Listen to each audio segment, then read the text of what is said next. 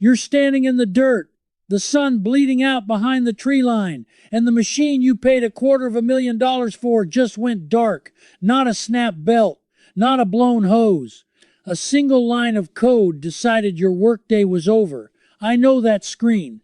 I know the little error code that freezes the whole cab, because for years I was the man who told you to call the dealer. I spent the better part of a decade inside one of the largest farm equipment operations in the Midwest. I sold the green dream. I wrote the service tickets. I watched grown men go pale when I slid the invoice across the counter. And tonight, I'm going to tell you exactly what the brochure hid and why so many farmers I knew are quietly hauling their John Deere iron to the auction and coming home with a Massey Ferguson. Here's the part that should make you angry. The breakdown that grounds you mid-harvest isn't a flaw. It's the product. They didn't sell you a tractor. They sold you a subscription with wheels. And I helped them do it. Before this is over, I'll show you a federal lawsuit filed in 2022, a memorandum signed in January of 2023 that was supposed to set you free and quietly did the opposite, and a few $100 move you can make this week to take back control of a machine you already own. This isn't only for folks shopping for something new. If there's a lockdown tractor sitting in your shed right now, this is for you most of all. I still remember the first time I understood what we were really doing. It was a wet October, and a dairy farmer pulled into our lot at closing time with his teenage son in the passenger seat. His sprayer had thrown a code 40 miles out. He could see the part. He could touch the part. A $40 sensor. But the machine wouldn't clear the fault without our diagnostic laptop, and our laptop didn't roll until morning, and morning meant another day of his crop sitting there. He looked at me like I could fix it. I could have. I wasn't allowed to. That's the night I started to leave, even though it took me 3 more years to actually walk. Let me back up. Because to understand the trap, you have to understand how good the bait was. When I started, the green machines really were the best on the lot. Built like bridges. A 1970s John Deere 440 would start in January, pull all day, and outlive the man who bought it. That reputation was real, and it was earned over decades. That's what made the next part work so well. People trusted that name the way they trusted their own father. But somewhere in the last 20 years, the thing under the hood changed, and almost nobody noticed. The engine got smarter. The cab filled up with controllers, sensors, and software. By the 2010s, a single tractor could carry more than 120 individual computers all talking to each other. And every one of those computers spoke a language only the dealer was allowed to translate. That's the quiet switch they flipped. The steel stayed yours. The brains did not. Here's how it actually works, and I want you to sit with this, because I signed off on it more times than I can count. When a modern machine throws certain faults, it drops into what we called limp mode, or it just stops cold. The repair might be dead simple, but to clear that code and tell the engine it's allowed to run again, you need a piece of software called Service Advisor. And that software, the real dealer version, was never sold to you. It lived on our laptop. It lived behind our login. And every time it came out of the bag, the clock started at around $150 an hour, plus the trip charge, plus the part marked up to whatever we felt like that day. A farmer could do 90% of the job himself. We charged him for the last 10% because we held the only key. Now here's the question that started keeping me up at night. Why would a company that built its name on tough, independent, fix-it-yourself iron suddenly build machines you weren't allowed to fix? The answer is the most honest thing I can tell you about that industry. Parts and service are where the real money lives. New tractor sales go up and down with the weather and the grain markets. But repair is forever. They figured out that the machine in your shed was a better customer than you ever were. And once I saw that, I couldn't unsee it. Because it meant every lock code wasn't an accident. It was revenue. But maybe you think I'm just a bitter ex-employee with a grudge. I wouldn't blame you. So let me hand you something heavier than my word. In May of 2021, the Federal Trade Commission, the actual federal government, released a report to Congress called Nixing the Fix. They had studied repair restrictions across industries, and they found there was scant evidence to justify locking customers out of fixing their own equipment. 5 commissioners voted to crack down. The vote was unanimous. The country's top consumer regulators looked at exactly what I'd been doing all day, and they said the quiet part out loud. The restrictions weren't about your safety. They were about their money. Then it got specific. In 2022, farmers started suing. A case was filed in federal court in Illinois Forest River Farms against Deere and Company, accusing the manufacturer of running an illegal repair monopoly. More suits followed, and they got bundled together into multi-district litigation in the Northern District of Illinois. The core claim was simple, and it matched everything I'd witnessed from behind the counter. The company had deliberately withheld the software and tools that would let farmers and independent shops do their own repairs and use that chokehold to charge whatever it wanted. And what it wanted was a lot. Independent analysts who dug into the company's own numbers estimated that parts and service ran at gross margins that dwarfed the margin on the tractor itself. I watched it happen from the inside. The shiny new machine on the lot was practically the loss leader. The decades of repairs that came after it were the real prize. Let me put it in terms of your day, not their balance sheet. When your tractor goes down in the middle of harvest, every hour costs you. Land-grant university studies on harvest timing have put the cost of a poorly timed delay in the hundreds of dollars per acre in a bad year, because grain left standing loses yield and quality by the day. So when our laptop didn't roll until tomorrow, that wasn't a minor inconvenience. On a few thousand acres, a 2-day wait could quietly erase the profit on a whole field, and we knew it. The leverage was the lateness. The more desperate you were, the less likely you were to argue about the bill. That's the part I'm least proud of. The system didn't work in spite of your emergency. It worked because of it. And it got worse as the dealers themselves got bigger. Over the years I was there, the little family dealerships got swallowed up, one after another, into giant regional chains. The independent shop down the road that used to help you in a pinch? Gone, or starved out of access to parts. So even your fallback disappeared. By the end, in a lot of counties, the nearest place that could legally clear your code was an hour away and owned by a corporation that answered to the same factory. They didn't just lock the machine, they thinned out everybody who might have helped you around the lock. So picture the trap fully closed now. The machine is smart enough to disable itself. The fix is locked behind a login you can't have. The independent shops are gone, the clock is running on your crop, and the only number you're allowed to call is the one that profits from your panic. But here's what they didn't count on. Farmers are the most stubborn engineers on earth, and some of them found a back door. By 2017, word started spreading through the forums about something I genuinely did not expect. Farmers were hacking their own tractors. There was a now famous report describing how owners were downloading bootleg firmware, some of it routed through Eastern European and Ukrainian websites, and loading it onto their machines just to get around the dealer. Locks. Think about how crazy that is. American farmers were trading software on gray market forums like teenagers swapping video games. Not to cheat, not to steal.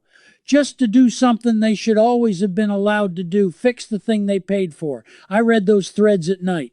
Guys posting at 2 in the morning during planting season, swapping files, walking each other through it because the dealer was closed and the seed was waiting. That underground was the first time I felt hope instead of shame. These people weren't waiting to be rescued. They were rescuing themselves. But hacking firmware is a workaround, not freedom. It's risky. It sits in a legal gray zone, and most folks over a certain age understandably don't want to gamble a $250,000 machine on a download from a stranger. So the smarter money started moving in a different direction. 2 directions, actually. The first was backward on purpose. I started seeing it at the auctions, and the numbers stunned me. Those simple pre-emissions, pre-computer tractors from the 1980s and early 90s, the ones with no software to lock you out, started selling for a premium. A clean John Deere 4440, a machine built before I was old enough to drive, would cross the auction block for $40,000, $50,000, even $60,000. People were paying more for a 40-year-old tractor than for some newer models, for one reason. You can fix it in your own shop, with your own wrenches, and nobody can shut it off from a building in another state.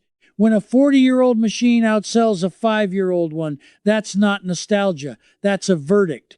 That network is the thing they can't lock, and if you want the full picture laid out in one place, I've put it all together for you. Everything I've covered tonight, the lock codes, the federal lawsuits, the memorandum trap, and the exact steps to take back control of your iron is documented in my book, Fixed or Owned. It's called Break the Lock, and it reads the same way this conversation does. Straight from the inside, no filler, no corporate speak.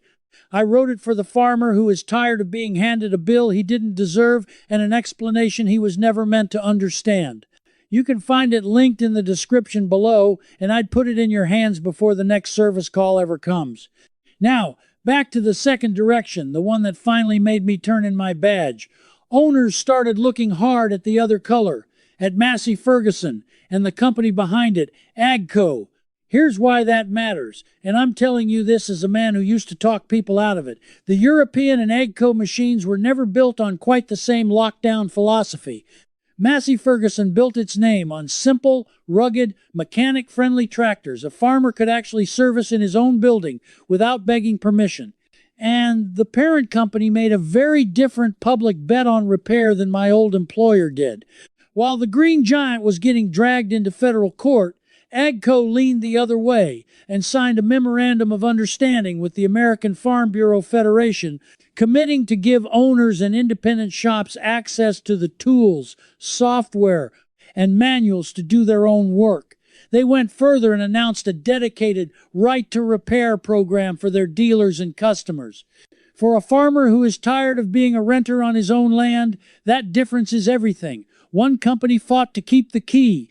The other started handing out copies. I sat across from customers I had personally talked into staying green, and I started quietly to think they'd be better off the day they left. So, therefore, if you're sitting there right now thinking this is all fine for the man writing a check for a brand new machine, but you're stuck with a locked green tractor you already own and can't afford to replace, stop. The next few minutes are built specifically for you. Because walking away from your iron is not the only move, and frankly, for most of you, it's not even the smart one. You don't have to buy your way out of this trap. You can pick the lock.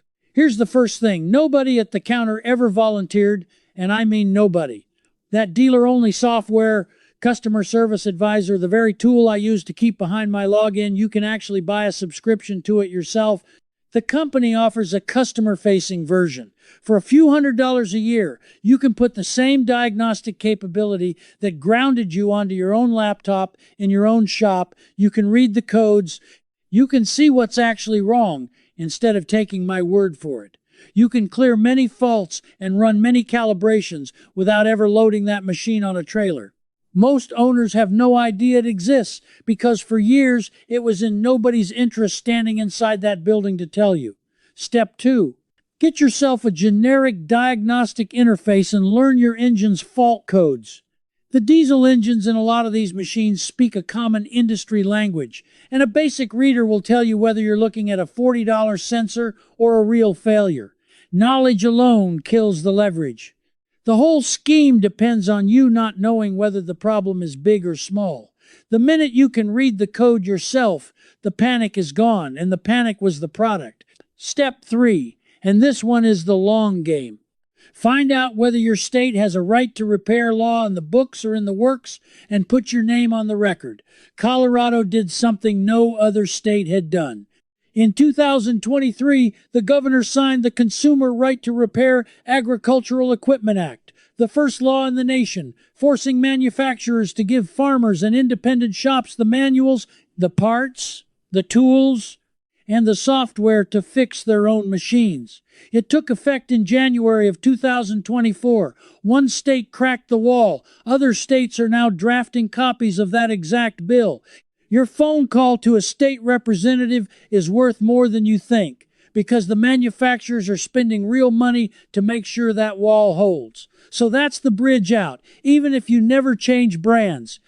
Buy the diagnostic access they hoped you'd never ask for. Learn your codes and push your state toward the Colorado model. But I promised you something buried.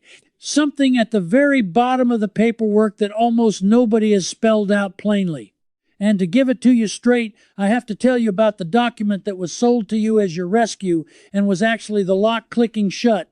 On January 8th of 2023, with a lot of handshakes and press releases, John Deere signed a memorandum of understanding with the American Farm Bureau Federation. The headline said farmers had won the right to repair. Across the country, owners exhaled. They thought the fight was finally over. I had already left the company by then, and I read that document the way only someone who knew the inside could read it. And my stomach dropped. Because here is what was buried in it. That memorandum was not a law. It was a voluntary promise. And tucked inside the language was the real price of that promise. In exchange for the company agreeing to provide tools and manuals, the Farm Bureau agreed to encourage state and federal lawmakers to refrain from introducing or advancing right-to-repair legislation. Read that again slowly. The deal that was sold to farmers as freedom contained a clause designed to discourage the one thing that could actually force freedom, a real, enforceable law. It was a trade. They offered a handshake so you'd stop demanding a contract. And a handshake can be taken back the moment the cameras leave the room. That's the betrayal, fully revealed. The company didn't fight right to repair only out in the open, in court. It fought it by signing a friendly piece of paper that politely asked your own representatives to stand down. And because it wasn't a law, there was no real enforcement, no penalty with teeth, nothing you could carry before a judge if the access never showed up the way you actually needed it on a Sunday in October. Now here is where the story turns, and why this is the most useful thing you'll hear all week. The people who read the fine print, the repair advocates, a few stubborn farm groups, the folks who pushed the Colorado bill, they caught it. They saw that a voluntary memorandum with a stand-down clause is not the same thing as a right, and they refused to let it kill the real fight. That's why Colorado passed an actual law anyway, memorandum or no memorandum. That's why more states are following right now. The escape hatch was always going to be law, not a corporate favor, and now you understand exactly why the favor was offered in the first place. So here is your move, and it's simple enough to start this week. Do not accept the handshake as the finish line. When you hear that the manufacturers have voluntarily agreed to let you repair your own machines, understand that voluntary is the trap. Demand the law instead. Look up whether a right to repair bill exists in your state house. If it does, call and back it by name. If it doesn't, point your representative straight at the Colorado Consumer Right to Repair Agricultural Equipment Act and ask him plainly why your state hasn't copied it yet. A memorandum can be revoked in a boardroom in an afternoon. A law has to be repealed in the daylight, where you can watch them do it. That's the whole difference between renting your freedom and owning it. And it was sitting in plain sight at the bottom of the page they told you was good news. I gave the best years of my working life to a brand I believed in, and the thing that finally broke me wasn't the machines. The machines were magnificent. What broke me was realizing we'd turned the most independent people in this country into tenants on their own equipment, and then charged them rent for the privilege of panicking. You don't have to live like that. You bought the iron. The iron is yours. The key was always supposed to come with it. You are the kind of person who fixes what you own, who keeps a 50-year-old tractor running out of pure principle, who doesn't ask anyone's permission to work your own ground. That instinct isn't stubbornness, it's the whole point. Don't let a man in a glass office convince you that owning something means asking him every single time you want to use it. So tell me one thing. And be specific, because I read these. What's the worst repair invoice a dealer ever slid across the counter at you? And what machine was it for? Name the color, name the model, name the number at the bottom of that bill. Drop it in the comments right now. And tell me where you're watching from tonight, because I want to see how far this thing reaches. And if you've ever bought the dealer diagnostic software for yourself, say so the next man reading knows he can do it too. If you're done renting what you already paid for, subscribe and stand with the rest of us taking our iron back, one machine at a time. Next time, I'm cracking open the emissions limp mode trap, that little tank of fluid that can choke your engine down to a crawl over a single faulty sensor, and the exact workaround owners are using to keep moving through harvest. You're going to want to know who's really behind that one, because that fluid system, the one they sold you as clean air compliance, became another lock the day they wired it to the same control module that can shut your whole machine down. I sat in on the training where they explained it to us, and I remember thinking, this isn't about the environment anymore. This is about one more place we hold the key. But let me leave you with one more thing before you go, because I don't want you walking away thinking the only fix costs money. The single most powerful move you can make this week costs you nothing but an evening. Find your machine's owner community. There is a forum, a group, a comment section full of men running the exact model you own, and they have already solved the problem that's about to cost you $2,000 at the counter. I watched these groups grow from a handful of cranky old-timers into something close to an underground repair network, and it terrified the people I used to work for. Because a farmer who can call another farmer at 9 at night doesn't need to call the dealer at 9 in the morning. That network is the thing they can't lock. They can encrypt the software. They can starve the independent shops. They can sign memorandums that ask your representatives to look the other way. But they cannot stop one man who fixed his own header from telling the next man how he did it. That knowledge moves for free, and it moves faster than any service truck. Every time you share a fix, you take $1 out of the panic machine. I think about that dairy farmer and his son in the rain sometimes. I think about how I stood there with the answer in my hands and let a policy tell me to keep my mouth shut. I can't go back and clear that code for him. But I can sit here and tell you everything I should have told him that night, and tell it to every one of you at once. The machine in your shed is not your landlord. It is your tool. It was built by people, which means it can be understood by people, which means it can be fixed by you. The lock on it is not made of steel. It's made of a login, a clause, and the hope that you'll never find out how thin the wall really is. Now you know how thin it is, go push on it. Buy the software they hid. Learn your codes. Back the law, not the handshake. And tomorrow, when somebody at the counter slides an invoice across to you and says there's nothing you can do but pay it, you look him dead in the eye and you know better, because I was that man. And now you've heard it from the inside. Before you head out, one thing. This video gave you the overview, but inside the circle, I take you all the way through the dealer-locked repair, code by code, right where we left off. And there you can ask me your own question, and I answer myself. Not a robot. Me. You won't be doing this alone. Just point your phone's camera at the code on screen, and cancel any time with one click.